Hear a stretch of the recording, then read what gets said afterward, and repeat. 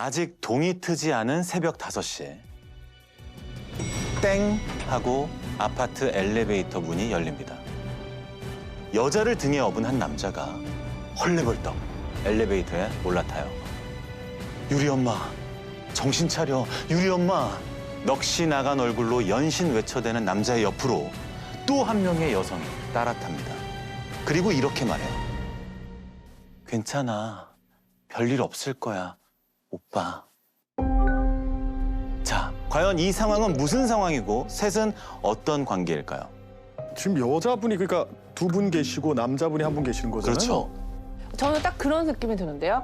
이 남자랑 오빠 괜찮을 거야라고 하는 이 여자랑 약간 내연 관계야.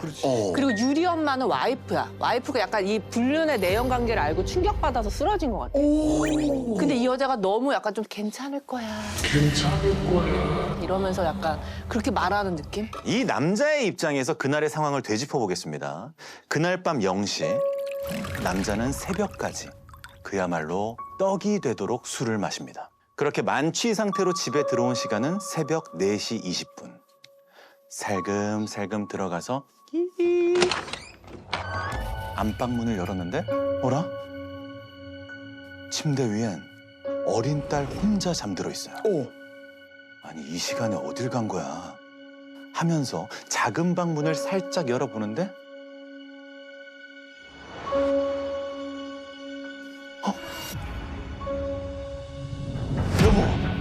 여보, 유리 엄마!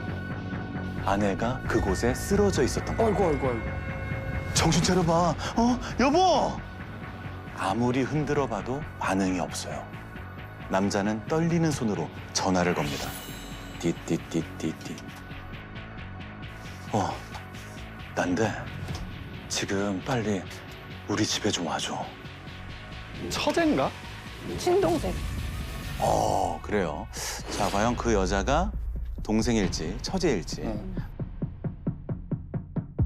아니었습니다. 실은 남자의 불륜 상대였습니다. 그 남자의 내연녀. 사실 그날 집에 들어오기 직전까지도 두 사람은 같이 있었거든요. 에헤이. 그렇게 술에 떡이 된 남자를 내연녀가 집까지 바래다 줬던 거죠. 에? 네. 그리고 집에 들어오자마자 쓰러진 아내를 발견한 남자는 아직 멀리 가지 않았을 내연녀에게 도움을 요청합니다. 예. 아직 멀리 안 갔지? 유리 엄마가 이상해. 어서 좀 와줘. 그리고 쓰러진 아내를 들쳐업고 내연녀와 함께 병원으로 갔는데 병원에 도착했을 때 설마 아내는 이미 사망? 숨이 멎은 상태였어요. 어머, 이거 실화예요? 예, 실화입니다. 어머. 사망 원인은 독극물 중독. 그러면은 뭐야? 자살이야? 과연 자살일까요? 자, 사망한 아내의 몸에선 치사량의 10배가 넘는 청산가리가 검출됩니다. 근데 남편이 먹인 건 아니잖아요. 남편은 들어왔을 때 이미 아내는 쓰러져 있었던 거잖아요. 아니면 내연녀가 몰래 꾸민 짓일 수도 있을 것 같아요. 일단 아내가 쓰러져 있던 방 안엔 중요한 단서가 하나 있었습니다. 현장부터 보실게요. 이게 뭐야? 중요한 단서가 있어요. 중요한 단서가. 옆에 저거는 술병인가요? 아니면 청산가리병인가요? 네, 술병입니다. 어? 저게 좀 의심스럽나요? 네, 저는 술... 지금 교수님은 이 상황에서 뭐가 보이세요? 이게 사인이 청산가리 때문이잖아요. 네. 그러면 청산가리를 어떻게 섭취할까? 어떤 도구, 매개체를 통해서 청산가리를 먹었을까? 술에 타서 먹었다. 그렇습니다. 바로 소주병이에요.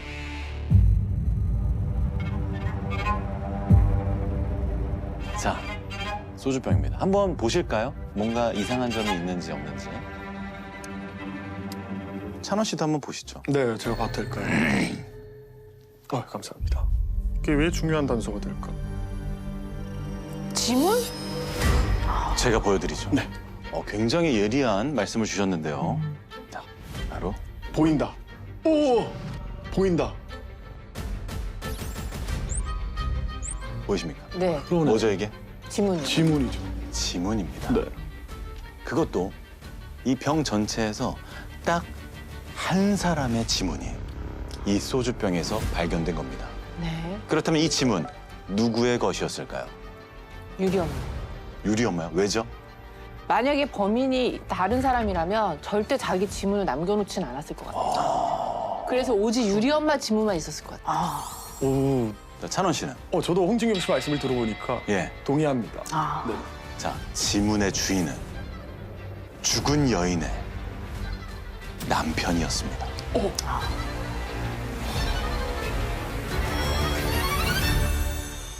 그럼 이제 남편이 굉장히 유력한 용의자가 되는 건데. 근데 이럴 수 있잖아요. 네. 여보, 정신, 이게 뭐야? 아니, 이게 뭐야? 이러면서 만지느라고 묻었을 수 있지. 그랬을 수도 있죠. 예. 그렇다면 여기에 대해서 남편은 뭐라고 했을까요? 본인은 아니라고 부인하겠죠. 이렇게 말합니다. 제가 도착했을 때 아내는 이미 쓰러져 있었어요. 저도 정신이 없어서 이게 무슨 일인가 싶어 주변을 둘러보는데 옆에 소주병이 하나 있더라고요. 이걸 마셨나 싶어 병을 들어 살펴봤어요. 홍진경 씨의 말처럼 정확하네. 이렇게 대답했습니다. 그 남편이 방바닥에 있던 병을 들어서 이제 봤다고 했잖아요. 예, 한번 제가 잡아볼까요? 그러면 바닥에 있던 병을 들어와서 이제 서 있는 채로 병을 잡으면 아무래도 요렇게 잡게 되겠죠. 네네. 근데 아까 지문의 모양이 아까 어떻게 남았었죠? 이렇게 돼 있었죠. 그렇죠. 딱 요렇게. 네. 그래서 적어도 남편의 진술과 배치되는 증거는 아니다. 아, 근데 사실 이 증거물, 이 병에서 정말 이상한 건 따로 있어요. 뭐죠?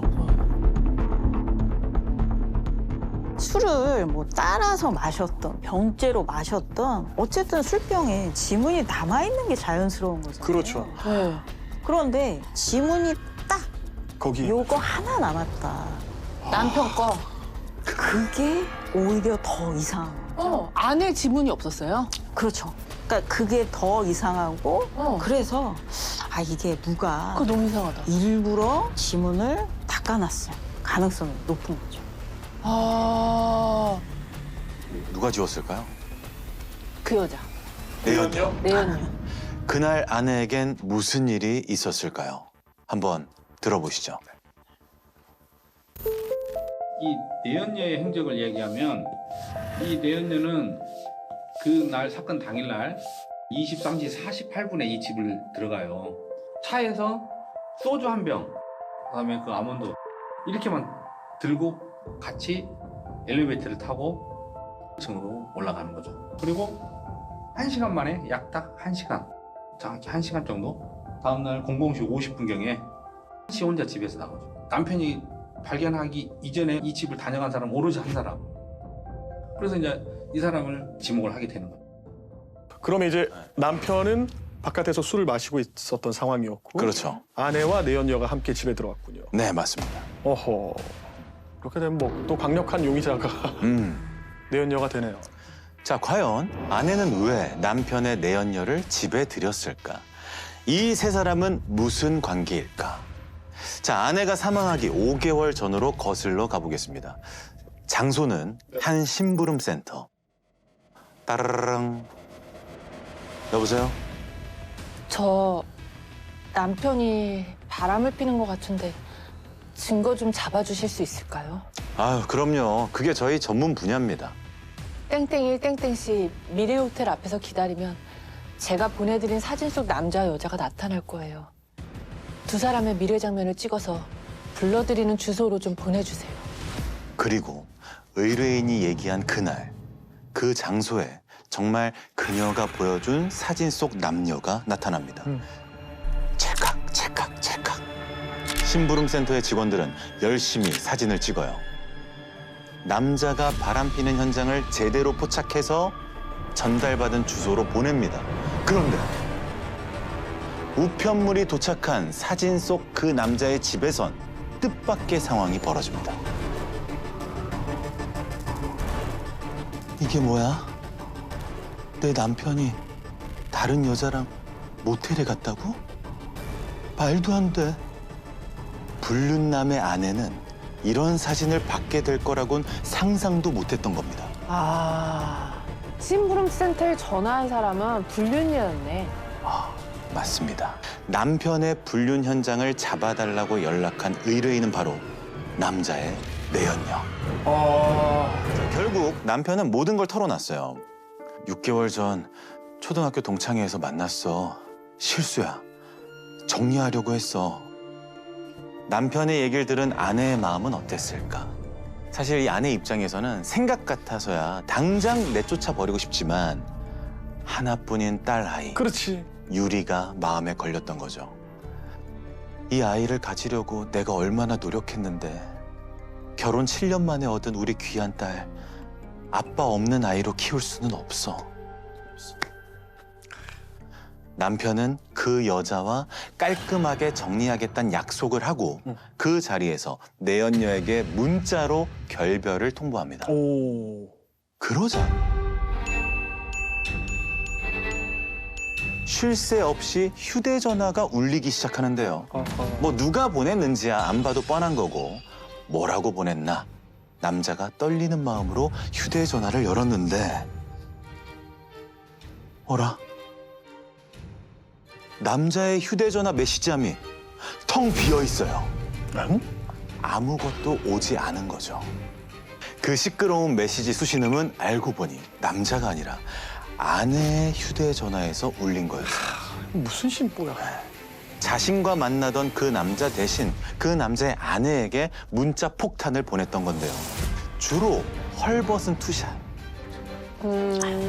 두 사람이 같이 해외여행 가서 찍은 사진이나 은밀한 시간을 보내며 찍은 사진들이었습니다. 네. 자, 자기의 나체 사진을 아내에게 보냈다. 이게 왜일까요? 그 드라마에 많이 나오지 않아요? 그 내연녀가 부인한테 관리 좀 하라고 얘기하는. 나체 사진을 저렇게 다른 사람한테 전송하는 게 일반인들은 정말 생각하기 어렵잖아요. 그렇죠. 근데 자기는 자기 모습에 너무나 도취되어 있기 때문에 그게 굉장히 또 자랑스럽고 그거를 과시하고자 하는 그게 바로 이제 관심받고 싶어하는 이런 심리가 들어가 있다고 봐야죠. 자, 그리고 얼마 뒤 모두가 잠든 깊은 새벽 아내의 휴대폰이 울립니다. 여보세요? 그 여자였어요. 남편의 내연녀. 새벽 2시에 전화를 걸어 다짜고짜 한다는 말이 나 이만 살기로 했어. 왠지 알죠? 내가 죽는 건 다 당신 때문이야. 이러고 전화를 끊었어요. 놀란 아내가 곧바로 경찰에 신고를 했고 결국 그 내연녀를 찾아냈는데 경찰이 도착했을 때 그녀의 차 안엔 실제로 번개탄이 피워져 있었다고 합니다. 그러면 아내가 살렸네요, 어찌됐건. 그 얘기를 들은 아내분의 심정은 어땠겠어요? 공포감이 들죠. 공포감. 나로 인해서 그 사람이 죽는 게 아니지만 본인 때문에 나 이만 살기로 했다라고 얘기를 하면 굉장한 극한의 공포감이 몰려 들어왔을 것 같아요. 내가 잘못한 거 하나도 없이 이 사람이 오히려 피해자 코스프레를 하는 상황이 되니까. 그러니까 이 여성이 지금 비련의 여주인공이 자기가 됐다라고 생각을 하고 이 세팅한 무대 위에서 자기의 지고지순한 사랑, 그러니까 나는 너무나 가슴 아픈 사랑을 하는 여주인공이라고 생각하고 나는 이런 숭고한 사랑을 하는데 왜 주변에 이 나쁜 사람들이 우리를 방해하냐 이렇게 생각하는 거죠. 자기가 제일 중요하다. 자, 이런 상황에서 내연녀의 엄마는 남자의 회사로 찾아갑니다. 아, 너무 피곤하다, 이들. 아, 그러더니 남자한테 너 때문에 내 딸 죽을 뻔했어. 당장 내 딸 책임져. 아니면 보상금이라도 내놓든지. 이러다 정말 회사에 소문나는 건 순식간이겠는데 남편은 아내를 붙들고 사정사정을 합니다. 한 번만 도와줘, 여보. 합의금 주고 그 여자 깨끗이 정리하자. 어? 자, 여러분이 이런 상황이면 이 남자의 아내라면 어떻게 하시겠습니까? 전 못 살아요. 꺼지라 그럴 것 같아요. 합의금이고 뭐고 꺼져라. 근데 이제 유리 생각이 나는 거지 계속. 근데 사실은 이 정도까지 왔으면 저도 지경 누나랑 비슷한 생각이에요. 근데 두 분과는 다른 선택을 합니다. 아내분은 며칠 뒤 부부가 살던 집을 담보로 대출을 했습니다. 그렇게 해서 마련한 3억 5천만 원을 남편에게 줘요. 합의금이야 그 여자 갖다 줘. 아니 이 말이 돼요? 3억 5천이? 아니 그러니까 내연 관계에다가 헤어진다고 보상금을 달라는 그 아이디어 발상 자체가 너무 비정상적이고 그렇죠. 그거 자체가 너무 이상한 거 아니에요? 맞아. 그러니까 이게 우리가 관찰자로서 보는 거하고 실제 그 상황에 들어가서 내가 어떤 결정을 내리는 거하고 되게 다르잖아요. 그러니까 사실 이혼을 결심한다? 그것도 7년 만에 어렵게 얻은 아이가 있는데 여기서 가정이 해체된다. 이게 사실 어떤 사람들한테 정말 받아들이기 힘든 일일 그렇죠. 수도 있죠. 그리고 남편이 이제 그만 만나겠다고 결심을 했을 때 한번 믿어보자. 이 결정대로 좀 뒷받침을 해보자. 이렇게도 생각할 수 있었을 것 같아요. 자, 결국 내연녀 모녀는 그 돈을 받고 남자를 다시는 만나지 않겠다는 각서를 씁니다. 자, 과연 그 약속 지켜졌을까요? 아니요. 안 지켜지겠죠. 그렇습니다. 둘은 계속 만나고 있었어요. 근데 그 남자가 이제는 더 이상하다. 그 여자는 뭐 만나고 싶어서 막 계속 집착할 수 있는데 남자는 이제 자기가 3억 5천이나 줬는데 그만해야지 유리 엄마 생각해서라도. 게다가 당시 내연녀는 이 남자가 승진할 날만 기다리고 있었대요. 왜냐? 남자가 다니던 직장은 승진을 하면 자동으로 다른 지역에 발령이 나거든요. 그 남자의 아내에게 받은 3억 5천만 원으로 남자 직장 근처에 집을 얻어서 아예 살림을 차리고 같이 살 생각에 부풀어 있었던 거예요. 이야 골 때린다. 너무 나쁜 사람이다. 나쁜 사람이죠. 어. 그러던 어느 날 점을 보고 왔다는 내연녀가 남자에게 묘한 얘기를 꺼냅니다. 오빠 와이프 남자 있대. 그 보살님 진짜 용한 거 알지? 다른 남자한테 정신 팔린 여자랑 계속 살 거야, 오빠? 말도 안 되는 얘기지. 이간질이지. 굉장히 교묘한 사람이어서 거짓말일 가능성이 높겠죠. 그러니까 이 사람은 조종 조작을 굉장히 잘하는, 그러니까 판을 짜고 세팅하는데 굉장히 좀 능한 사람이거든요, 이 내연녀가. 그래서 이런 식의 이제 얘기를 하는 것도 분명히 본인이 달성하고자 하는 목적이 있는 거죠. 근데 이제 이 여자의 목적은 아내를 나쁜 사람으로 만드는 거. 그래야 이 숭고한 사랑을 가진 내가 오히려 피해자가 되는 거죠. 사실 이 내연녀는 그 전에도 정말 소름 끼치는 판을 짰던 적이 있어요. 아까 그 심부름 센터 기억나시죠? 네네네네. 거기에 또 한 번 전화를 해서 이렇게 얘기합니다. 저 어떤 여자한테 접근해서 약을 먹이고 성관계하는 사진 좀 찍어줄 수 있나요? 진짜 범죄자다, 이 범죄죠 사람. 이거는. 당연하죠. 유리 엄마한테 누명을 씌우려는 거잖아요. 와, 끔찍한 사람한테 걸렸네. 그렇죠. 근데 이 심부름 센터에서도 그건 못한다. 딱 잘라 거절을 해서 다행히도 이 계획은 무산됐다고 해요. 네. 자, 내연녀가 남자에게 보낸 문자 메시지를 한번 볼게요. 정말 내 인생이 가엾다.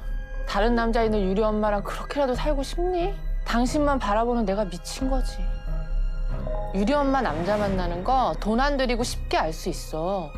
유리 엄마한테 정말 남자가 있다면 그래도 자긴 유리 엄마랑 이 생활 계속 할 거예요? 아니 애 엄마한테 남자가 있다는데 알아볼 생각은 없고 나를 이대로 불륜녀로 그냥 살게 한다는 게 이해가 안 되네요. 제일 나쁜 게 유리 엄마예요. 아까 교수님 말씀하신 대로 진짜 드라마 속 영화 속의 비련의 여주인공이래요. 자기 스스로는 거기에 도취돼서. 그 문자 보시면 시작이 내 인생이 가엾다잖아요. 맞아요. 그러니까 사실 그 안에 이 내연녀 특성이 이제 다 들어가 있는데 오로지 자기 자신에 대한 연민, 제일 불쌍한 건 나고 그 다른 사람에 대한 그런 고려는 안중에도 없는 거죠. 심지어 그 점쟁이가 한 얘기도 사실이 아닐 가능성이 거의 뭐. 당연하지. 그걸 어떻게 알겠어. 다 물어. 지워낸 것 같아. 그러니까 사실 이 여성이 정말 복합적으로 많은 문제가 지금 얽혀 있어. 아, 그러니까 보면 포커스가 자기한테만 주목이 되면서 자기가 그 온 무대의 스포트라이트를 다 받아야 되는. 네. 그러니까 나머지 사람들은 그냥 배경, 어둠 속에 있는 존재일 뿐인 그런 식으로. 그래서 표현할 때나 좀 과장이 많고 극적인 표현 같은 것도 많이 쓰고 그러네. 그 하는 행동이 좀 굉장히 충동적이잖아요. 맞아요. 굉장히 좀 불안정하고 평생 엮여서는 안 될 사람과 엮인 거. 맞아. 진짜 관종이네요, 관종. 완전. 본인이 스포트라이트를 다 받아야 되고. 안 좋은 관종이네요, 네. 진짜. 자, 근데 꼬리가 길면 또 밟힌다고 아내가 또다시 이들의 사이를 알게 됩니다. 결국 아내는 내연녀에게 직접 문자를 보냅니다. 그 사람 이혼 못합니다. 절대 이혼할 사람이 아니에요. 내 말이 정답이에요. 이제 연락하지 마세요. 그런데 이 문자가 내연녀에겐 큰 충격이었던 것 같아요. 이후 내연녀는 남자에게 미친 듯이 문자를 보냅니다. 손발이 부들부들 떨리고 심장이 떨리고 유리 엄마 말처럼 불륜인 거 들킨 사람처럼 간이 떨려. 남이 보면 손가락질 받을 불륜녀라. 아무 말도 못하고 그저 눈물만 나는 내가 너무 싫어. 나 남은 내 인생 당신과 행복하게 살고 싶어. 그러니까 내용 중에 불륜인 걸 들킨 사람처럼 이렇게 너무 웃기죠. 불륜인 걸 들켰는데 네. 처럼이라니. 그러니까 자기는 이거 불륜 아니라고 생각하는 게 드러나는 거예요. 야, 무섭다. 기가 찬다. 자, 다시 이 얘기로 돌아오면 남자가 드디어 내연녀에게 말합니다. 이제 진짜 헤어져야 할 것 같아. 애 엄마가 못 먹는 술까지 먹고 죽고 싶다더라고. 그 후 내연녀와 그 남자가 주고받은 메시지를 제가 보여드릴게요. 네네. 저기요, 유리 엄마 진짜로 죽고 싶대요? 그렇게 말했어요? 화가 나서 그렇게 말한 거지. 진짜 죽긴. 헤어지래요? 술 먹고 죽고 싶다면서? 아니야. 그럼 왜? 죽고 싶다고 한 이유가 뭔데요? 근데 계속 물어보잖아요.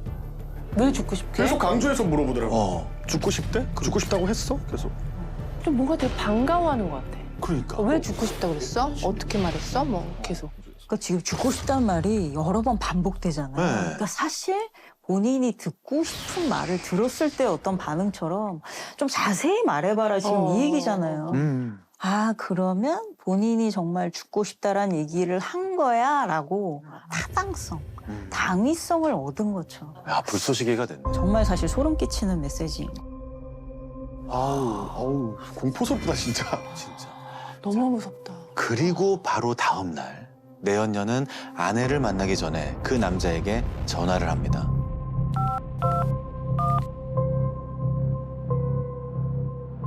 오빠, 오늘 언제 집에 갈 거야? 아, 그럼 늦겠네. 오빠 딸내미는 보통 몇 시에 자? 아, 그래? 알겠어. 어? 아니야, 그냥. 남자가 승진 발표 때문에 이날 자정 너머까지 회사에 있을 거란 걸 파악한 여자는 마트에 들러 소주를 삽니다. 그리고 남자의 아내를 찾아간 거죠. 이 여자 정상이 아니라고 어느 정도 알 거 아니에요. 근데 애가 언제 자는지 물어보면 벌써 이상한 낌새를 느껴야 되는 거 아닌가? 애 얘기를 꺼내면. 애가 몇 시에 자는지 왜 물어봐? 약간 벌써 거기서 좀 이상한 거잖아요. 그렇죠.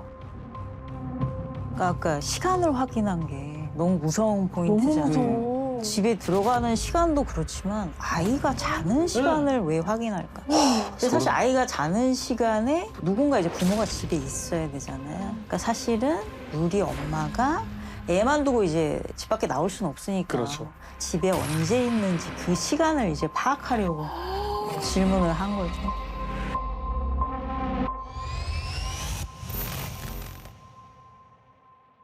그렇게 내연녀와 아내가 밤 11시가 넘어 만나고 새벽 4시가 넘어 남편이 집에 도착했을 때 아내는 숨진 상태였습니다.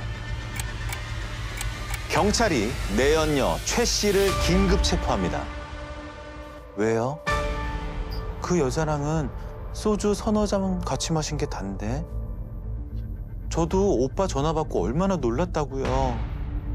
그러면서 묘한 얘기를 덧붙입니다. 제가 오빠 전화 받고 갔을 때까지 그 여자 살아있었어요. 숨 쉬는 것도 봤어요. 근데 그 여자 옆에 흰 가루가 담긴 봉투가 하나 있었거든요. 저게 뭐냐고 물었더니 오빠가 자기가 사둔 청산가리인데 애엄마가 아무래도 그걸 먹은 것 같다고 그러면서 저더러 치워달라고 해서 아무 생각 없이 들고 나왔어요. 이것도 임기응변인 거죠, 지금? 그렇겠죠. 죄를 이제 남편한테 뒤집어 씌우면서. 사실 이제 내연 진술이 객관적으로 거짓말인 게 청산가리 치사량의 10배가 이제 검출이 된 거잖아요. 예. 근데 그러면 살아있을 수 바로 몇 분 내에 사망이야. 아... 그리고 자기가 갔을 때 뭐 살아있었다 이런 거 이제 다 거짓말. 아예 성립이 안 되는 얘기군요. 네. 더구나 이제 부검 감정서에 보면은 그 돌아가신 분 몸에서 알코올이 전혀 검출이 안 됐어. 그러면 바로 한 모금 먹자마자 거의 이제 직사했다고 봐야 돼요. 야, 그럼 뭐 1시간 동안 술 서너 잔 마셨다. 이것도 거짓말인 거네. 모든 게. 거짓말이 이제 계속 반복되는데 뭐 1시간 동안 뭐 술을 서너 잔 마셨다? 그 위에 남아있는 음식물로 사망 시간 추정하잖아요. 네네네. 근데 지금 이 경우에는 아내가 마지막으로 식사를 하고 한 5시간 정도 지나서 사망한 걸로 추정이 되거든요. 예. 사망 시간이 11시에서 12시 사이로 추정이 되는 거예요. 예. 딱 들어맞네. 아니 그러면 그 유리 엄마는 그걸 사갖고 들어온 그 여자를 집에 들이고 그 여자가 따라준 술을 또 같이 마신 거야? 그러니까. 나 이제 당신 남편 안 만날 테니까 허심탄회하게 술 한잔 그랬을 것 하면서 같아요. 소주 한잔 합시다. 마지막. 그랬을 것 같아. 네. 그리고 내연녀 최 씨의 휴대전화에선 이런 게 발견됩니다. 남편이 바람을 피워서 협박을 하려는데요. 먹으면 죽는 약품을 팔아주실 수 있나요? 아, 그런 건 판매할 수가 없습니다. 제발 부탁드리겠습니다. 원하시는 가격에 사겠습니다. 제발 조금만 파세요. 죄송해요.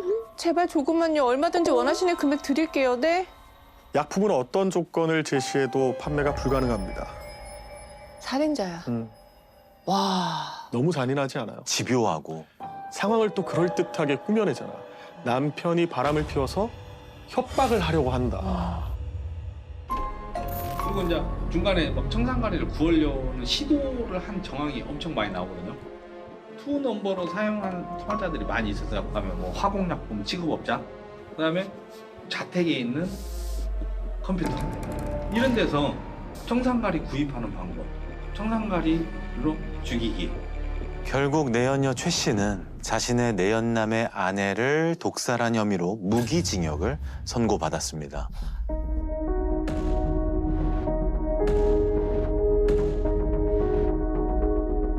그런데 수감 9년째인 지금도 이 분은 많은 곳에 편지를 보내고 있더라고요.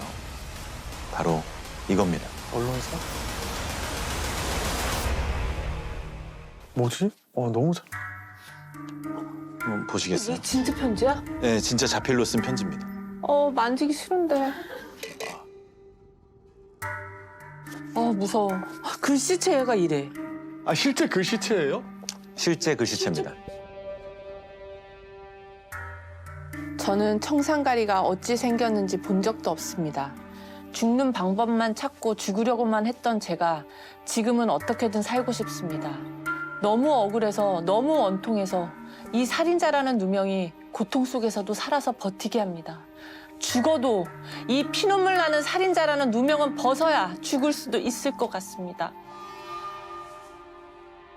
아, 이거를 걔가 언론사에 계속해서 보내는 거죠?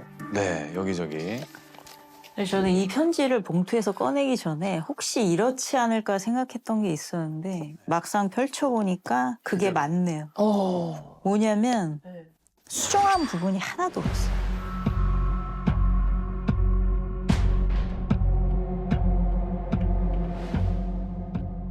이게 지금 몇 페이지에 걸쳐서 네네네. 쓴 거잖아요. 네. 근데 고친 흔적이 하나도 없죠. 어떤 걸 의미하죠? 완성본인 거예요. 여러 번 다른 데다 수정해갖고 연습해서 본인이 남들한테 어떻게 비춰질 것인지를 끊임없이 고민하고 계산해서 아, 이 정도면 방송국에 보내도 되겠다 싶은 그 완성본을 이제 보낸 거예요. 아주 계획적이고 교묘하고 치밀하게 신중하게 작성된 편지. 아니 근데 정말 자기 어떤 반성이 아예 없다. 없어요. 일도 없는데. 자긴 피해자네 계속. 기자계 차도녀 보험 전문 리온희 기자. 죽은 자에게는 말이 없다고 하잖아요. 그런데 죽은 사람을 깨워서라도 따지고 싶을 정도로 너무도 화나고 억울한 일을 겪은 한 여성이 있었습니다. 보험 전문은 왜 이렇게 억울한 일이 많은지. 돈 때문에 그래, 돈 때문에. 돈 때문에. 남편이 남기고 간 것들. 뭘 남겼나. 네, 윤정수 씨. 죄송합니다. 예, 죄송합니다. 예, 저 혼자만의 그냥 이 마음속에 있는 얘기인데 네, 자꾸 너무 이게 이렇게 막 독백처럼 진실하게. 나가는 모양이에요. 예. 우리도 저 기내난동에만 쓸 게 아니고 테이저건을 하실 준비했네. 윤정수 씨, 그만. 자, 말씀해 주시죠. 43살의 여성 김 씨는 시어머니, 남편, 그리고 중학생 딸과 함께 화목한 가정을 이루면서 살고 있었어요. 그러던 어느 날 충격적인 소식을 듣게 됩니다. 바로 아침까지만 해도 멀쩡하게 출근을 했던 남편이 갑작스런 교통사고로 사망을 했다는 소식을 전해 들은 건데요.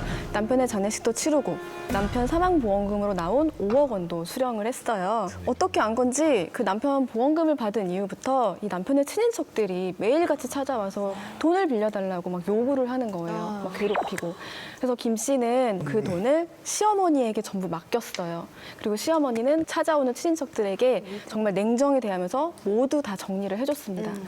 며칠 뒤에 이제 김 씨가 남편의 유품을 정리하고 있었어요. 그러던 중에 남편이 생전에 쓰던 이 핸드폰을 보게 됐는데 사진첩을 딱 보니까 온통 낯선 여자 사진 투성인 거예요. 바로 남편의 동창생이었어요. 그리고 핸드폰에 이제 동창생들끼리 하는 채팅창이 있었는데 이미 이 둘은 공식적인 커플이었던 거예요. 그 동창생들이 다 인정한 알고 있는. 네, 남편 장례식장에서 펑펑 울던 여자가 있었는데 어머. 그 여자가 바로 이 동창 내연녀였던 거죠. 그동안 야근해야 된다, 뭐 친구 아버님 장례식에 가야 된다 이렇게 했던 말들이 거짓말임을 알게 돼요. 그리고 남편의 차에 있는 블랙박스도 살펴보게 되는데 이틀에 한 번꼴로 호텔에 간 기록이 있는 거예요. 김 씨는 이 모든 사실을 시어머니에게 알렸어요. 근데 이 시어머니는 뭐 이미 죽은 사람이고 없는 사람인데 어쩌겠느냐 미안하다면서 며느리를 달래요. 김 씨가 몰랐던 남편의 비밀은 이거 하나뿐만이 아니었어요.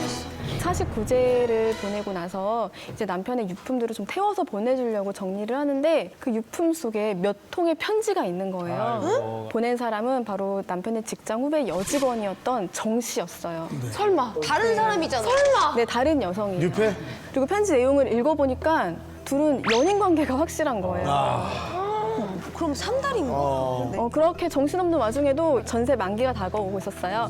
김 씨는 시어머니에게 어차피 남편 보험금도 있으니까 이 집을 사버리자라면서 어머니에게 보험금을 달라고 얘기를 했어요. 근데 시어머니 행동이 좀 수상한 거예요. 보험금 얘기가 나올 때마다 통장을 잃어버렸다는 둥, 뭐 도장이 없다는 둥 막 핑계를 대면서 계속 보험금 주는 거를 미루고 있는 거예요. 그래서 은행에 볼 일이 있다면서 좀 시어머니를 은행으로 유인을 해서 그 통장을 확인해 보니까 통장에 5억 원이 원래 들어있어야 되잖아요. 근데 1억 원밖에 안 나는 거예요. 어디다 쓰셨지? 김 씨가 이 입출금 내역을 확인해 보니까 이 두 명의 내연녀에게 각각 2억 원씩 지급이 되었어요. 시어머니가? 네, 시어머니가 이 두 명의 내연녀에게 2억 원씩 각각 지급을 한 그 기록이 남아 있는데 이 사건의 모든 전말은 이랬어요. 이 남편이 사망한 다음에 직장 여성 그 후배 정 씨 있잖아요. 그 정 씨가 시어머니를 찾아왔어요. 정 씨는 이미 임신 8개월에 좀 배가 많이 부른 상태였는데 내가 아이를 낳을 의미가 사라졌다면서 같이 병원에 가달라고 부탁을 했어요. 근데 8개월이면. 네, 근데 그 과정에서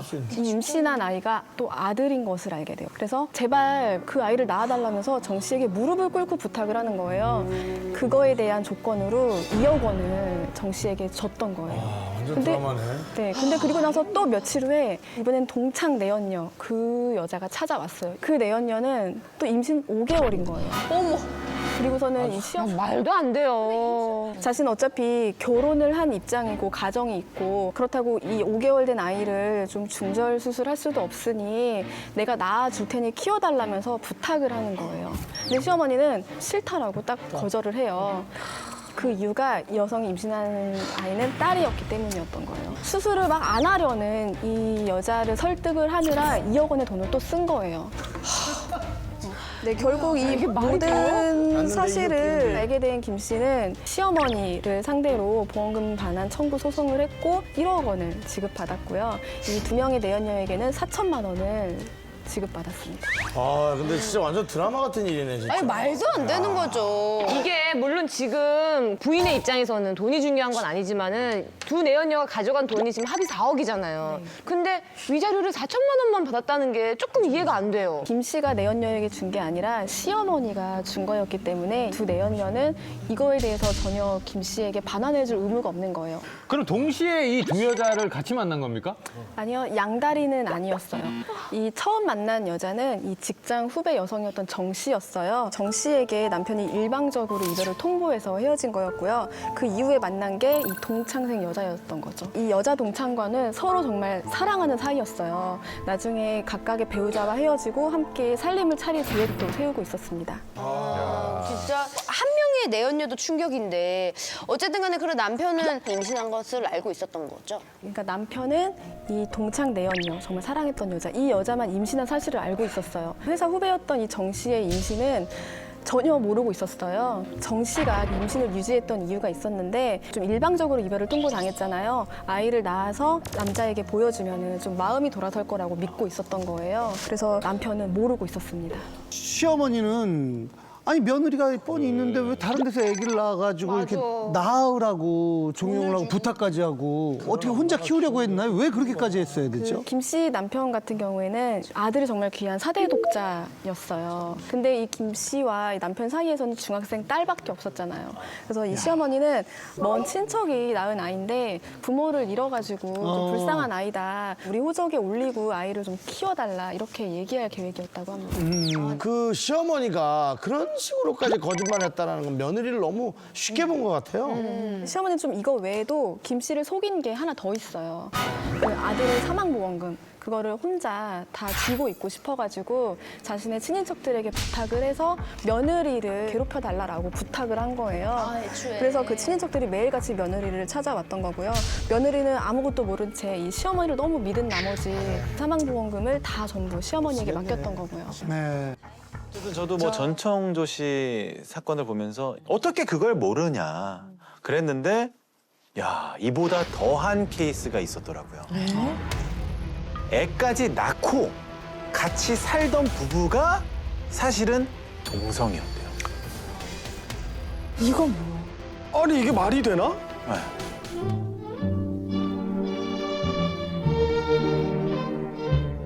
흥겨운 음악이 흐르는 이곳은 1960년대 중국 베이징의 한 연말 파티장. 세계 각지에서 온 외교관들이 모여 있어요. 니하오, 헬로, 봉수, 마드모아젤. 다들 인사하고 악수하며 각국의 소식들을 나누는 동안 프랑스 대사관의 20살 인턴 직원 베르나르 브루시코만 혼자 깊은 생각에 빠져 있어요. 오늘을 놓치면 다시는 기회가 없어. 같이 나가자고 그녀에게 말이라도 꺼내볼까? 평소 마음에 두고 있던 금발의 영국 여성이 베르나르에게 호감을 보였거든요. 완벽한 모쏠이었던 베르나르에겐 일생일대 솔로 탈출의 기회가 찾아온 거죠. 다만 마음에 걸리는 일이 딱 하나 있었어요. 저 남자랑 얘기를 더 해보고 싶은데.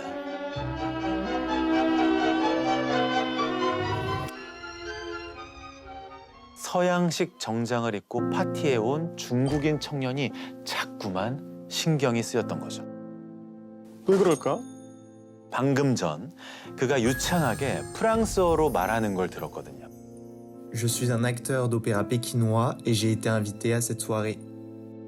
중국에 온 지도 2달째, 명색이 대사관 직원인데 베르나르는 중국인 친구를 한 명도 못 사귀었어요.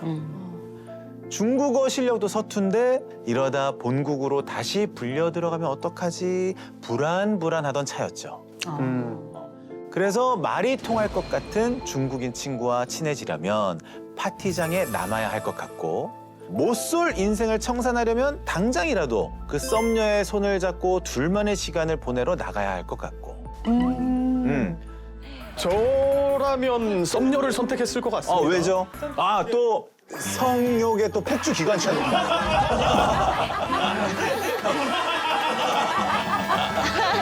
베르나르는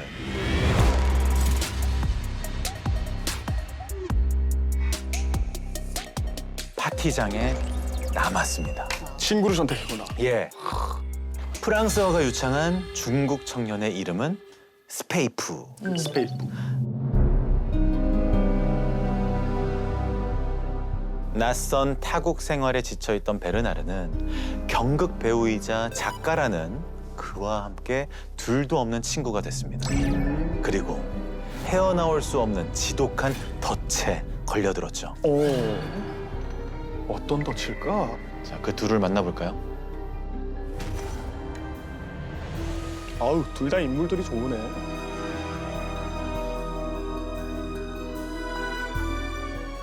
둘 다 남자 같죠? 네, 둘 다 어떻습니까? 뭐 시원시원하게 생겼네요. 두 사람의 운명을 바꾼 사건은 한 통의 편지로 시작합니다. 그래요? 찬원이 옆에 편지가 있습니다. 네네, 있어요. 당신은 아마존 정글 탐험대원으로 선발되었습니다. 그렇습니다. 이게 뭐야? 사실 베르나르는 대사관에 취직하기 전 아마존 탐험가의 대원으로 지원을 한 일이 있었어요. 그래요? 그런데 한참이나 소식이 없었고 베르나르도 지원 사실조차 까맣게 잊고 있던 중에 이런 소식이 전해진 거죠.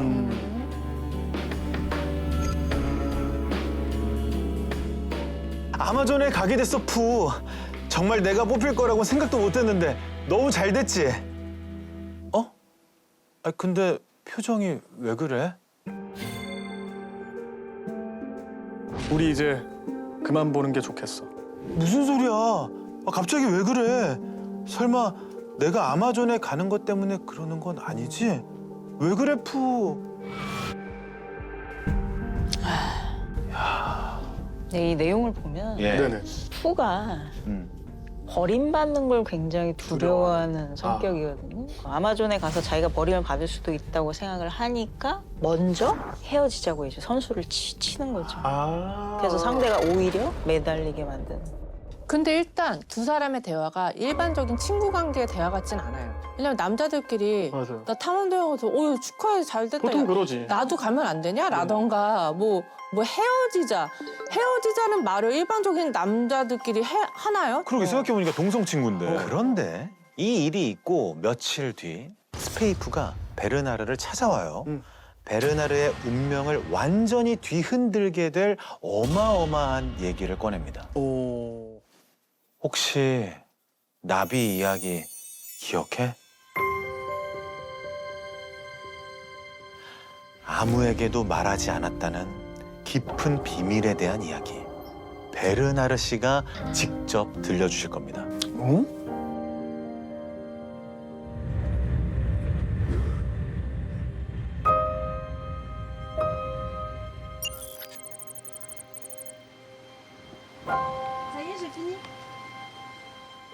Bonjour, Monsieur Borsico. Bonsoir. 저희가 특별히 프랑스로 찾아뵙습니다. Annyeonghaseyo, je suis Bernard Orsico. Je suis né le 12 août 1944. 아니, 진짜야, 이게? 진짜로. 아직 생존해 계시는군요.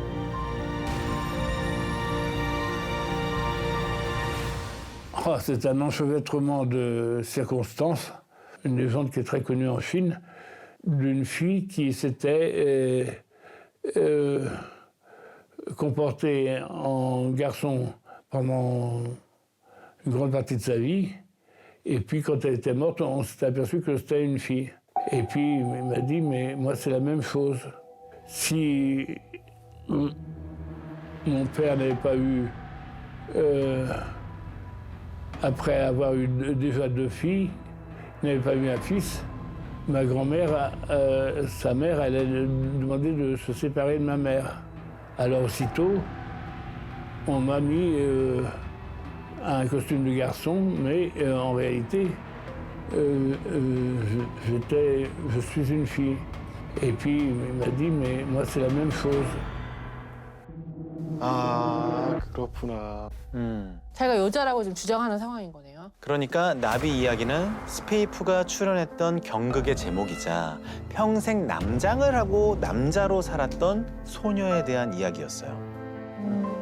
스페이프 본인의 인생도 그 이야기와 똑같다는 고백을 한 거고 스페이프도 여잔데 지금 남자로 거짓 인생을 살고 있다. 그 뭐 중국판 전청조 사건이네요. 그렇죠. 네.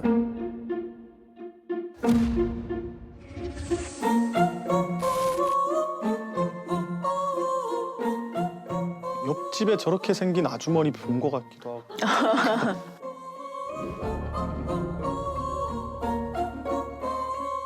믿을 수도 있을 것 같아요. 잘 구슬려서 설득을 한다면 믿을 수도 있을 것 같은 이쁘장한 얼굴인 거는 맞긴 한 것 같아요. 근데 그런 거는 사실 금방 확인이 가능하잖아요.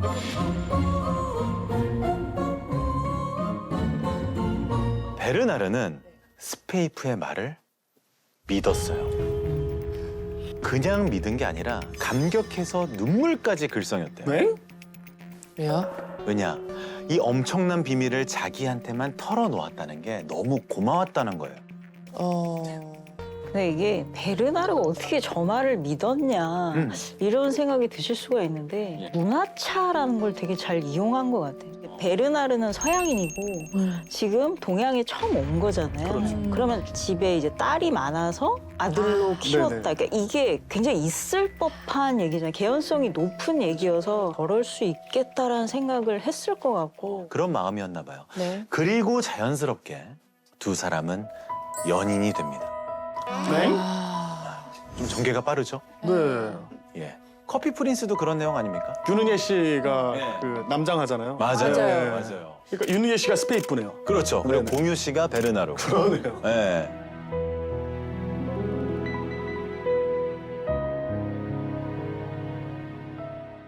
근데 베르나르도 제법 고집이 센 청년이었나 봐요. 뭐요? 아무리 생각해도 아마존은 포기 못하겠어. 절대. 내 인생의 마지막 기회가 될 수도 있는데. 결국 베르나르는 여친이 된 스페이프를 설득하러 찾아갑니다. 미안해, 푸. 근데 내가 이 기회를 얼마나 꿈꿔왔는지 알잖아. 베르나르, 나 할 말이 있어. 사실 나 임신했어.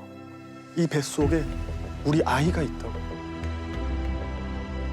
아니 잠깐만. 그러니까 뭔가 관계를 가졌다는 건데 어떤 경로로 그러시네요. 뭐가 어떻게 된 거예요? 분명히 뭔가가 있었겠죠. 그러니까 베르나르 씨도 임신한 사실을 믿었다는 거예요. 글쎄요, 이게 진짜 육체적인 관계가 있었으려나.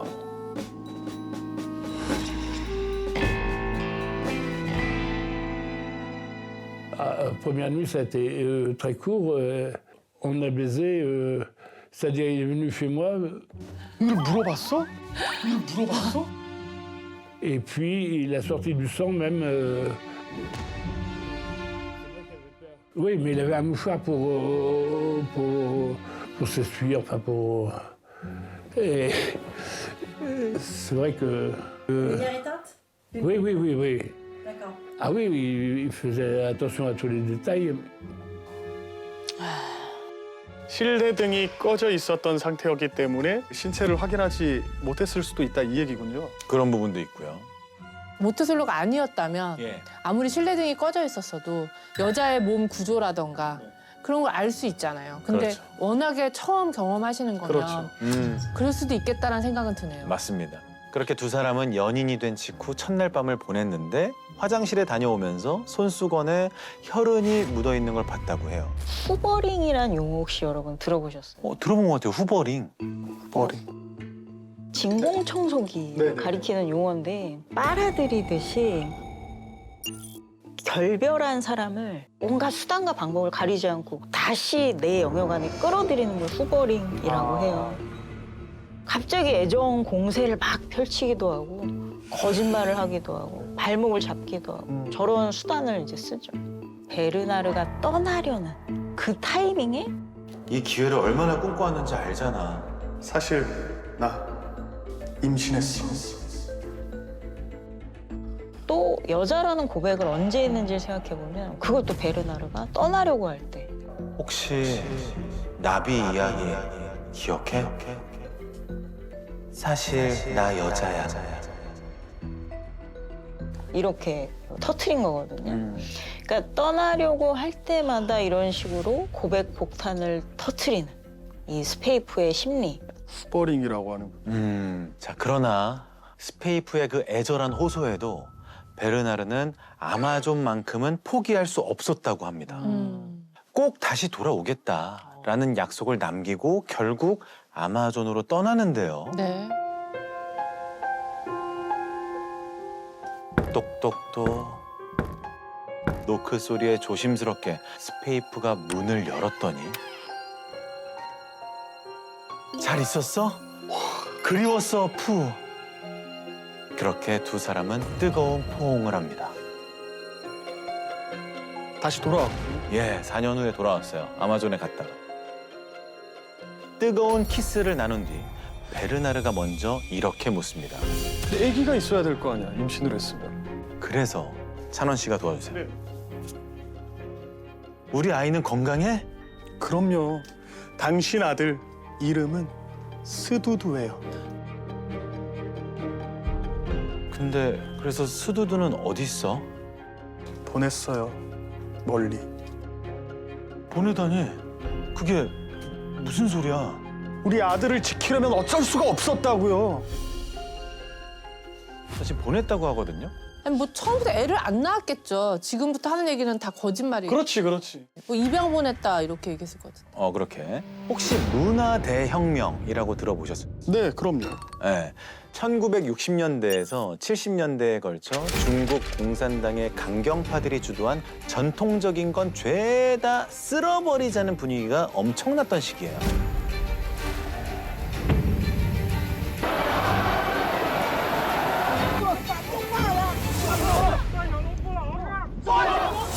외국인의 피가 섞인 아들을 무사히 키우는 게 그게 걱정스러웠기 때문에 아이를 멀리 대피시켰다는 게 스페이프의 설명이었죠. 그러면서 스페이프는 베르나르에게 말합니다. 만약 공안이 쳐들어오면 딱 두 문장만 기억해요. 속닥속닥 어쩌고저쩌고. 베르나르는 그 말을 흘려들었어요. 그런데 얼마 뒤 이 집에 외국인이 있다던데. 와. 집에 공안들이 들이닥친 거예요. 그리고 다짜고짜 베르나르를 끌어냅니다. 네네네. 아니, 전 잘못한 게 없어요. 왜 이러세요? 잡지 마세요. 이대로 끌려가면 다시 못 돌아온다 생각한 베르나르. 질질 끌려나가던 그 순간 스페이프가 알려준 그 두 문장을 힘껏 외칩니다. 중국 정부를 찬양하는 어떤 문장이었을까요? 문화 대혁명 시기에는 그 당시 대통령이 모택동 아니면 마오쩌둥이거든요. 예. 같은 사람이에요. 모택동이랑 마오쩌둥. 괜찮으시겠어요? 여기까지 하겠습니다. 안 풀리네.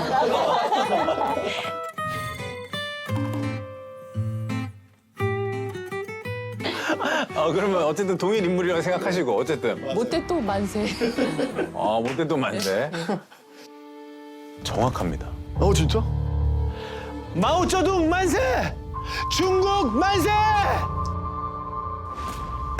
그러자 공안들이 거짓말처럼 베르나르를 풀어주고 그 집을 떠났대요. 그래도 외국인들에게 굉장히 큰 탄압, 억압을 했던 정책인데 네. 요만큼도 조사를 하지 않고 바로 풀어준다 이게 말이 안 되죠. 그러니까 그 임기응변 한 번으로 그러니까 스카이프가 다 짠 거겠죠. 스페이프라고 합니다.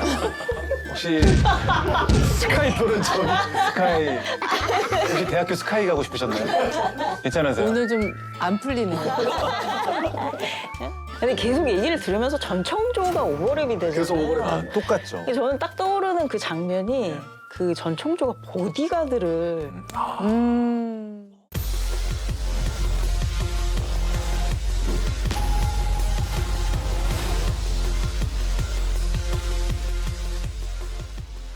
그 후 베르나르는 결심을 합니다. 아들을 만나려면 내 아들과 내 아내의 나라에 도움이 되는 사람이 되자. 베르나르는 중국 정부의 스파이가 됩니다. 그래서 베르나르가 무려 500여 건의 프랑스 대사관 문서를 넘겨주거든요. 와 진짜 스파이네. 네. 스페이프는 전혀 몰랐던 일이다라고 하는데, 당연히 말았겠죠. 아 이게 몰랐을 리가 있을까요? 그죠. 네네. 그러니까 여기 핵심 원인이 지금 아들이잖아요. 예. 그 아들을 보려면 어쩔 수 없이 내가 중국 정부에 이렇게 스파이 짓을 해야겠다. 결국은 이 모든 것의 설계자, 이 판을 짠 사람은 스페이프. 전 그게 궁금해요. 뭐요? 제가 베르나르면은 예. 다 좋으니까 알겠다. 내가 뭐 스파이 짓이고 뭐고 하겠다. 근데 너가 어디다 데려다 놨는지 그 질문은 반드시 했을 것 같거든요. 베르나르는 홍진경 씨 말씀처럼 아들이 궁금했습니다. 네. 과연 어디 있을까? 그런데 그로부터 몇 년 후 베르나르 눈앞에 정말 아들이 나타납니다. 오 진짜? 예. 자, 7살이 된 스두두.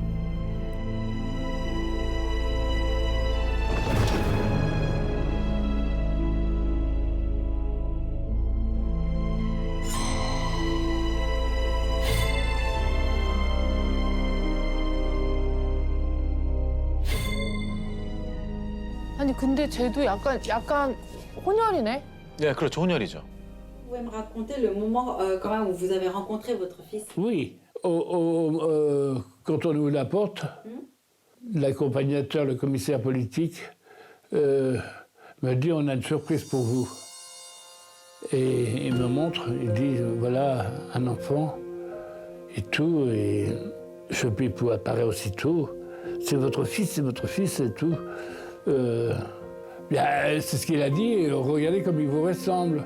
Il a le même caractère que vous, enfin bon, il en a rajouté. Plus le gamin, il savait l'adapter pour qu'il soit gentil avec moi.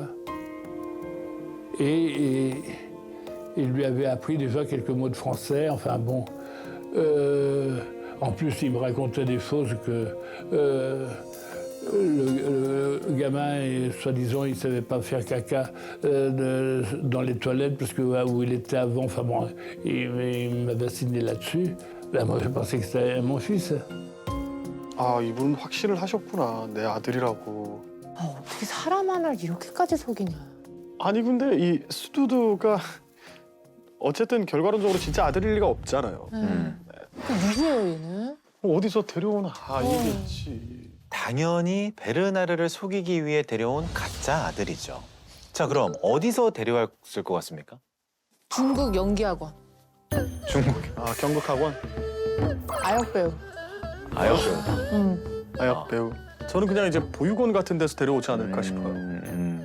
스페이프는요, 베르나르를 완벽히 속이기 위해 혼혈처럼 보이는 소수 민족을 찾았고, 거기서도 베르나르랑 닮은 아이를 골라서 데려왔다고 합니다. 이 정도까지 되면 속죠. 속겠다 근데 진짜 이 정도면. 이 정도면 속는다 진짜. 이걸 잘 보여주는 소설이 발가락이 닮았다잖아요. 그 발가락이 닮았다에서도 자기 아이가 아닌데 자기 아이인 걸 정말 믿고 싶어서 자기랑 닮은 구석을 찾다가 발가락이 닮았다고 얘기하는. 근데 나 여기서 진짜 궁금한 거. 뭐죠? 이제 부부 관계를 그러면 오랜 시간 십수년 했을 거 아니에요. 예. 처음에는 뭐 불 끄고 몰랐다고 해도. 근데 이거 유지하면서 성별을 계속 속을 수가 있는 거예요? 나 그게 궁금하네. 자, 그 부분. 예. 베르나르 씨의 입으로 직접 들어보시죠. 진짜 궁금하네. Et pour me persuader, il laissait traîner des tampons avec du sang et tout. 정말 치밀했구나. Il se déshabillait quand même, hein. Au minimum. Et il disait, laissez-moi faire. La deuxième solution, je crois qu'il n'y avait pas l'ombre d'un doute. Et dès que je mettais un doute, quand il était dans la baignoire, on avait une petite baignoire quand même, il mettait toujours un mouchoir et tout entre ses cuisses et tout. Et un jour, j'ai dit, je vais enlever ça et tout. Si vous enlevez ça, je me tue, il avait dit. Alors, je ne voulais pas avoir un... Je flanchais devant son obstination. Et il devait s'en régaler. 안타깝다. 모든 게 좀 무기력해졌던 게 아닌가? 근데 뭐 그런 것도 있었겠지만 스페이프가 또 워낙 기술이 좋았대요.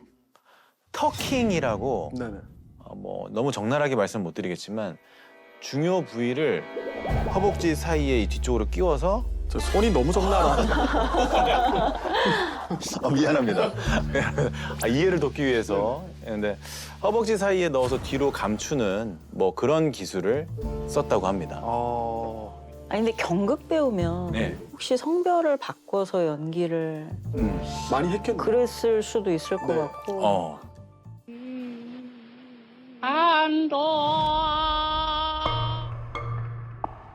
제가 듣기로 전청조가 트랜스젠더이신 분들을 찾아가서 그런 것들을 되게 많이 물어봤대요. 아, 노하우를. 자, 이렇게 스페이프를 자신의 아내라 철석같이 믿은 베르나르는 중국을 떠난 뒤에도 자신의 아들 스두두와 아내라고 믿는 스페이프를 프랑스에 데려오기 위해 갖은 노력을 다 기울입니다. 그리고 마침내 이들과 함께 프랑스로 옵니다. 오, 그래요? Ensuite, il est muté au Belize, en Amérique centrale. C'est alors que Shipaipu débarque tout à fait officiellement à Paris, profitant d'un programme d'échange culturel, en compagnie de Shidudu. 스페이프의 모습이 되게 궁금하다. Une situation qui suscite encore aujourd'hui bien des interrogations. Les services chinois essayaient-ils de... 그냥 아저씨인데? 아, 인기가 좋았구나, 스페이프가.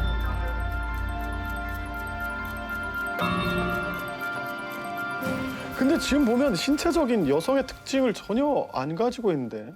근데 진짜 너무 아저씨인데 저분? 근데 지금 이때 왜 이렇게 아저씨처럼 보일 수 있느냐. 사실 이때도 스페이프는 법적으로나 대외적으로나 남자였어요. 그러니까 베르나르는 스페이프를 아내 자격으로 데려올 순 없어서 그러네. 경극 강사로 일종의 취업 이민을 하도록 도와줬다고 합니다. 그러니까 남자처럼 보이는 게 어쩌면 당연한 걸 수도 있어요. 그러네요. 예. 대외적으로는 지금 남자인 상황인 거잖아요. 남자인 거예요. 근데 그렇게까지 진심으로 사랑했나 봐요. 그러니까 그렇게 기를 쓰고 데리고 오려고 그랬지 또. 그 질문에 대한 베르나르의 답은 책임을 지고 싶었다 였어요. 실제로 베르나르는 아들에게는 진짜 좋은 아빠가 되고 싶었던 것 같아요. 베르나르는 자상하게 아들과 여행도 자주 가고 직접 목욕도 시키고 아들이 좋아할 것 같은 장난감도 사다 주는 다정한 아빠였대요. 요즘의 아빠의 모습이죠. 그러네.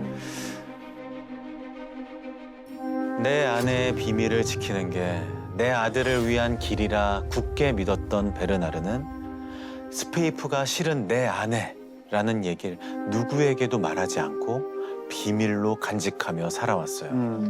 그런데 기어이 일이 터지고 맙니다. Le français et le chinois qui espionnaient au profit de la Chine et dont l'histoire d'amour assez étrange avait étonné d'une certaine façon les magistrats. Le verdict est tombé il y a moins d'une heure à la fin du procès d'espionnage extravagant jugé depuis hier devant la cour d'assises spéciale de Paris. 결국에 적발이 됐군요. L'artiste chinois ainsi que l'attaché de l'ambassade de France à Pékin, accusés d'avoir livré des documents en secret défense à la Chine, tous deux ont été condamnés à 6 ans de réclusion criminelle. Les deux accusés ont bel et bien participé à une opération des services secrets chinois. Xi Peipu, intellectuel et artiste, a déployé son grand talent d'acteur pour séduire Bernard Boursicot. Le fonctionnaire français, naïf et simplet, a trahi son pays en livrant de nombreux documents aux autorités chinoises. 그렇죠. 재판 받아야죠. 간첩이니까 프랑스 본국 입장에선. 그러면은 스페이프의 성별이나 이런 스페이프에 대한 모든 것들이 다 밝혀졌겠네요, 저때. 네, 이제 곧 밝혀지게 됩니다. 베르나르와 스페이프가 중국의 스파이 활동을 한 혐의로 프랑스 당국에 기소돼 재판을 받게 된 겁니다. 그런데 법정에서는 그 순간까지도 베르나르는 스페이프를 자기 아내라고 철석같이 믿고 있었대요. Pendant des mois, je ne croyais pas, je croyais que c'était un mensonge de la DST d'avoir dit que c'était un mec et que c'était pas possible. Et je demandais tout le temps qu'on fasse des recherches et tout. Et même, je n'ai pas cru quand j'ai appris par la radio que la Matari chinoise était en fait un homme. Ça, je n'ai pas cru non plus. 심지어 스페이프가 법정에서 나는 남자입니다 라고 하자 베르나르가 뭐라고 했는지 아세요? 여보, 이제는 솔직하게 밝혀. 아니다. 저 사람은 내 아내입니다. 자, 베르나르는 만약 스페이프가 남자라면 스페이프는 자웅동체일 거예요. 내 아이를 낳았으니까요.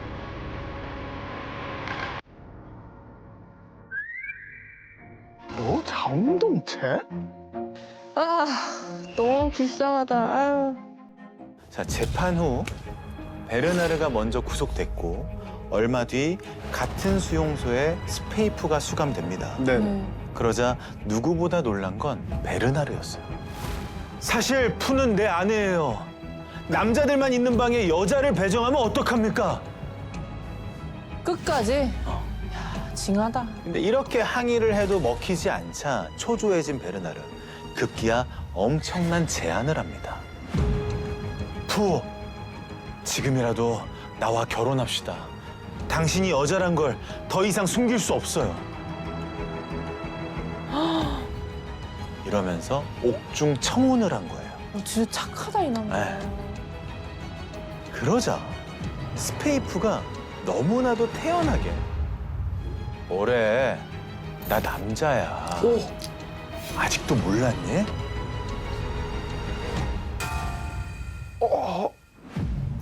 충격이다. 아 진짜 그래? 너무 태연하게? 아니, 야 진짜 나쁜 사람이다. 진짜 한 사람의 인생을 그냥 농락했네. 네. 자, 그 얘기를 들은 베르나르 어떤 기분이었을까요? 직접 들어볼게요.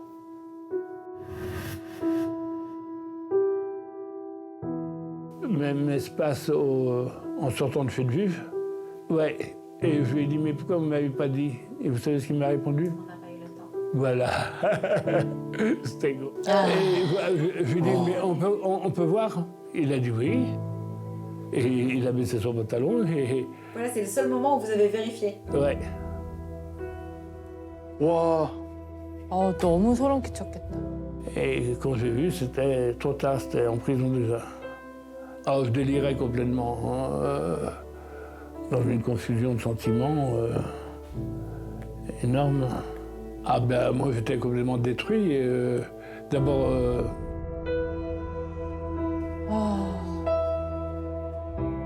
저 사람은 사실 번듯한 직업까지 있었던 청년이었잖아요. 그렇죠. 그냥 정상적으로 이성을 만나서 결혼을 해서 아이를 낳았으면 지금도 아주 그냥 단란한 가정 속에서 자녀들의 보호를 받으면서 살 텐데 정말 한 사람의 인생을 나락으로 보내버린 거 아닙니까? 나 정말 화가 나네요. 근데 만약에 베르나르가 자기 고향에서 저런 일을 겪었다면 친구들도 있었을 거고, 야, 내 아내야라고 소개도 하면서 누군가가 야, 저 사람 한번 이상해, 너 한번 조사해봐라던가 뭔가 대화할 상대가 있었더라면 이 지경까지 가진 않았을까라는 생각이 드는데 어떤 고립된 타국에서 한 사람의 이야기에만 계속 매몰돼서 진짜 가스라이팅 아닌 가스라이팅 당하면서 저렇게 될 수 있었구나라고 좀 이해가 돼요. 지금 말씀 주신 것처럼 삶이 송두리째 무너진 것 같았다라고 얘기합니다. 이런 사람들, 정말 한 사람의 인생 자체를 송두리째 뽑아버릴 수 있는 이런 사람들을 알아볼 수 있는 뭐 체크 포인트 같은 거 없을까요? 이러면 무조건 조심해라. 그런 유형. 많이 나오는 패턴이 매귀의 캔디라고. 그러니까 듣기 좋은 말만. 그러니까 이 사람이 듣고 싶어 하는 말, 원하는 말 그런 거를 이제 계속 해주는 거죠. 그러니까 뭔가 이 사람이 굉장히 외로운 것 같다 싶으면은 그런 걸 충족시켜 줄 수 있는 얘기를 하고. 그런데 이 스페이프는 수많은 소재들, 수많은 매개체들을 두고 왜 성별로 사기를 쳤을까요? 그러게. 그러니까 뭐 진짜 일본 아저씨처럼 뭐 그냥 단순히 이렇게 관심을 받기 위해서 그랬던 건 아닐 테고. 그러니까 좋아요 많이 눌리고 싶어서 그랬던 거잖아요. 그런 건 아니잖아요. 아까 베르나르 같은 경우에는 모태솔로라고 했잖아요. 네네. 뭐 여자나 연애에 대한 자신감이 없는 그런 점을 공략해서 그런 걸 좀 채워줄 수 있는 얘기. 그러니까 그거를 고려한다면 베르나르의 마음을 이미 스페이프가 알고 있어서 그 점을 공략한 게 아닌가 싶거든요. 맞습니다. 사실 엄밀히 말하면 베르나르도 성 경험이 아예 없었던 건 아니래요. 10대 때 기숙학교에서 지낼 때 경험이 있긴 있는데 그게 여친이 아니라 남친이었대요. 이 종교적 신념 때문에 너무나도 크게 죄의식을 느낀 베르나르는 그날 이후 굳게 결심합니다. 앞으로는 반드시 여자만 사귈 거야. 근데 베이징에 온 뒤로 누군가랑 대화 나눌 기회는 점점 더 줄었고 자신감은 더 약해져서 대사관 직원들 사이에서도 베르나르는 많이 겉돌았다고 해요. 그런 와중에 몇몇 여직원들은 베르나르를 발냄새 아저씨라고 불렀대요. 그러니 얼마나 위축이 됐겠어요. 하루에 양말을 3번이나 갈아 신으며 노력해도 여직원들과의 친해지는 건 영 소질이 없구나. 좌절하던 차에 딱 스페이프를 만난 거죠.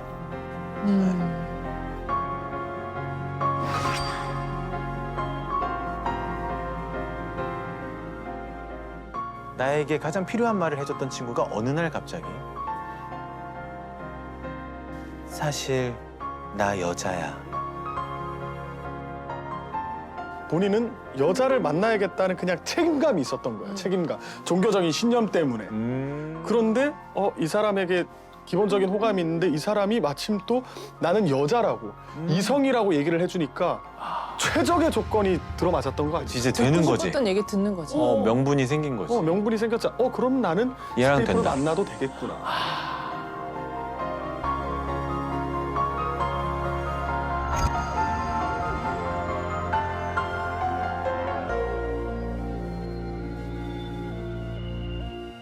아이가 클 것 같아요. 아이 때문에 부성애. 베르나르가 이 아들 스투드에 대한 애정이 굉장히 남달랐잖아요. 맞아요. 각별했잖아요. 맞아요.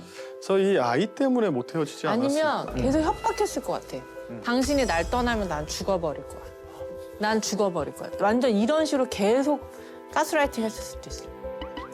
뭘까요? 정말 베르나르가 자신의 말을 안 듣는다 싶을 때 하는 스페이프의 단골 멘트가 있습니다. 좋아. 당신은 우리를 안 보겠다는 거지? 이제 당신 아들 못 봐도 괜찮아? 이 말이었대요. 두 분의 의견이 좀 섞이면 맞는 얘기인 거죠. 네. 그러니까 처음부터 이 아들은 베르나르 발목을 잡기 위한 수단인 거잖아요. 그렇죠. 그러면 베르나르 입장에서 얘가 내 아들이다 이렇게 믿는 이상 얘 스페이프의 성별을 의심할 수가 없죠. 성별을 의심하면 스투드의 존재가 사라지는 거여서. 그렇네.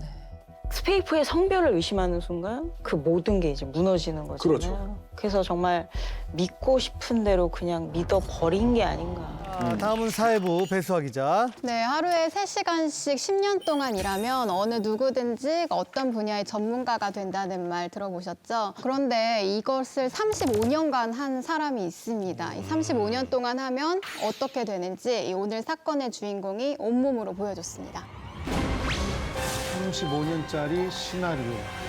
말씀해 주시죠. 네, 경기도 이천에서 있었던 일입니다. 지난 7월에 이 64세 문모 여성이 80세 할아버지한테 이제 전세 자금이 좀 필요하다면서 돈을 빌립니다. 자녀 유학비가 필요하다, 또 생활비가 필요하다 하면서 그때마다 돈을 이제 할아버지한테 빌렸고 이 할아버지가 스스럼 없이 이제 빌려주는데 그럴 수밖에 없었던 이유가 이 두 사람이 10년 동안 이웃 사이로 지내면서 굉장히 또 친하게 지냈고 할아버지한테 또 아버지 이렇게 하면서 또 친근하게 또 다가가고 또 할아버지가 고추 농사를 하는데 이 고추 농사를 이 여성이 거의 도맡다시피 이렇게 했다고 해요. 너무 친하고 너무 가족 같으니까 수중에 돈이 없으면 가족들 몰래 이 땅을 담보로 해서 이제 또 은행에 가서 대출을 받아서 돈을 빌려줬다고 해요. 그래서 그렇게 이제 최근까지 총 8,500만 원의 돈을 할아버지가 빌려줬다고 하고요. 마을에 이제 교회 목사님이 있었는데 목사님도 이 여성이 뭐 자녀 유학비가 필요하다고 해서 수차례 이렇게 돈을 빌려준 금액만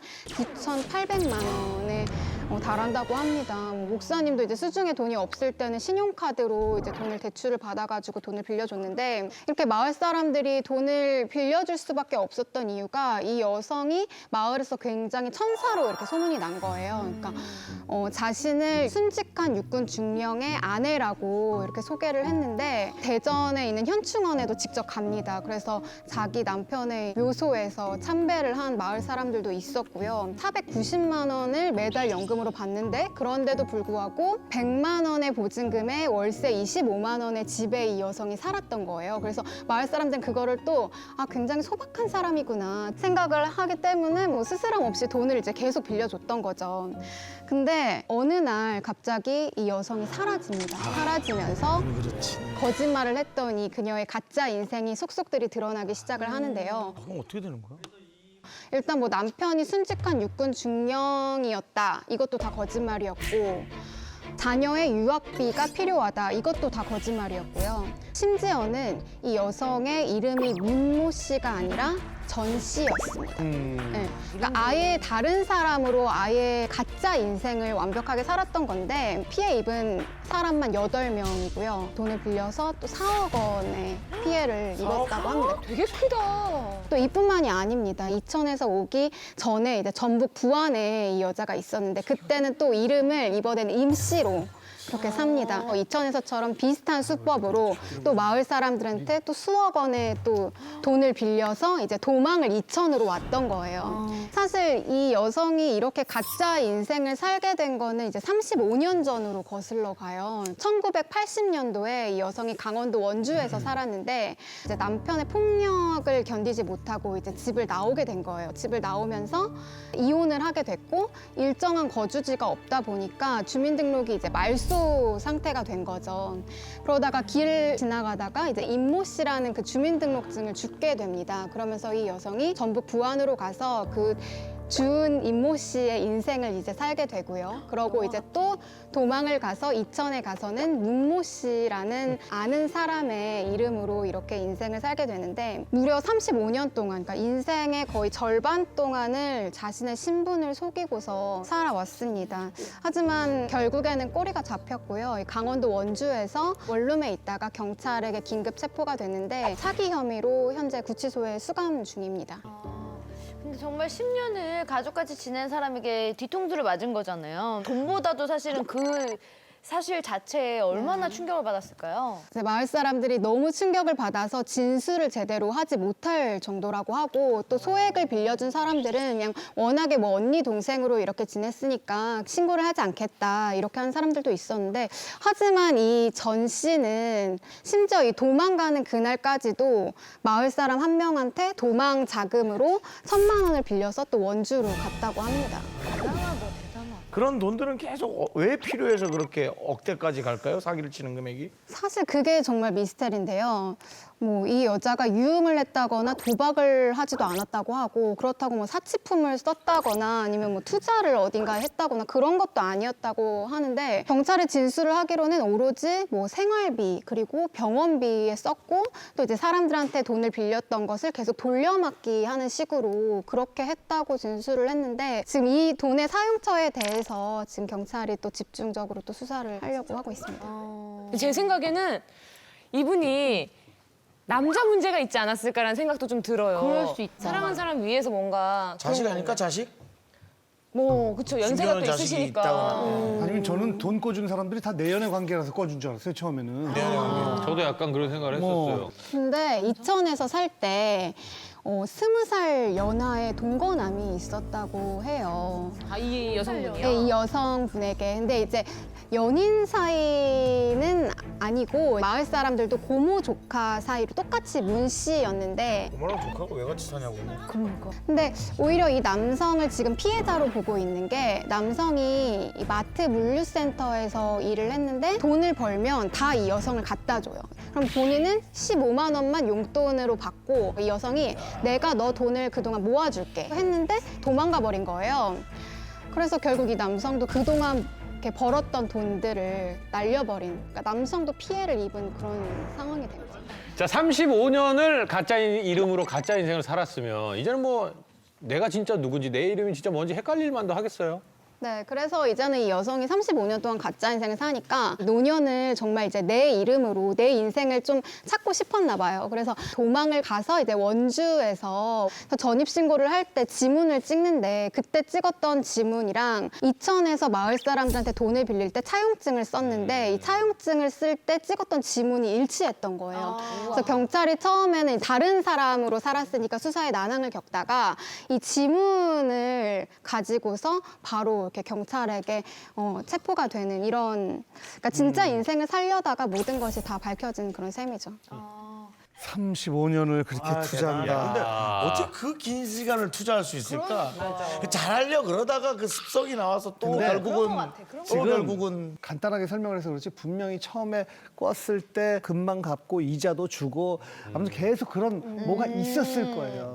확실하게 믿을 수밖에 없었던. 근데 아무것도 딴 데 돈을 쓴 게 없다니까. 이게 어딘가에 또 묻어 놓은 거 아닌지. 몰래. 돈을 어느 지역에 원주? 파보려고? 파보려고? 아니야 안 팔 거야. 누가 또 따라올 것 같아서 나 혼자 판다. 귀여워. 아무튼 행복 지수가 높아요. 마지막으로 정리해 주시죠. 당신이 짠 이 35년간의 시나리오 때문에 눈물 흘린 수많은 사람들을 기억하시고요. 앞으로의 35년은 반성하면서 사시길 바랍니다.